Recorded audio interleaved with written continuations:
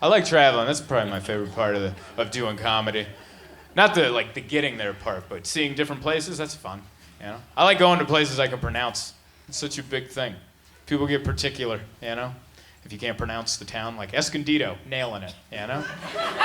No one's ever corrected me. Actually, nothing. They're like, you're doing so good all the time. I work in Boise, Idaho once a year, and the first time I worked there, they're like, actually, it's pronounced Boise. It's Boise. And I'm like, all right, oh, okay. You know, just so you know, nobody outside of here is calling it that.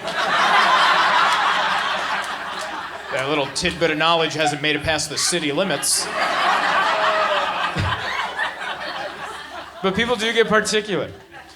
This time, last December, I was performing. I got hired to do a company Christmas party in Louisville, Kentucky. Those people corrected me immediately, all right? It was a big room. It was like 400 people. I went out there. I was excited to be there. It was my first time in Kentucky. I'm like, hey, it's so good to be here in Louisville. I had 400 people immediately. It's pronounced wool! It's wool, and it wool! And I was like, whoa, I am so sorry, Louisville. I apologize. And they were angry. It's wool. And I'm like, wool, wool, wool, wool, wool. And then finally I'm like, I can't, all right? I can't say it. I think I have too many teeth. I think that's...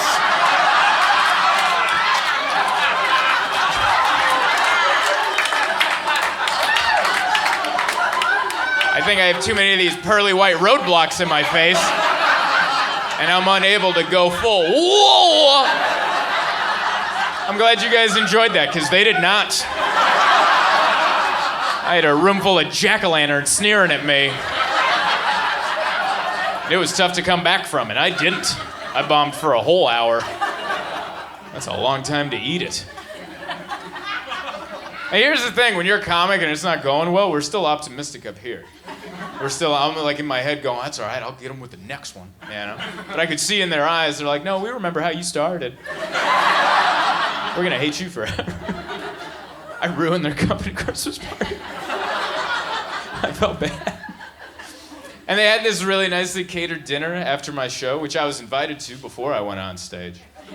Like when I showed up, the lady who booked me was like, hey, afterwards we got this dinner, please hang out for dinner. I'm like, I'd love to, I love dinner. And then I went up and bombed for an hour, and you don't hang out after that. It's a little inside pro comedy tip. You don't bomb for an hour and then just sit down next to someone going, what are we doing here, chicken piccata? Huh? No, you get the hell out of there, you know?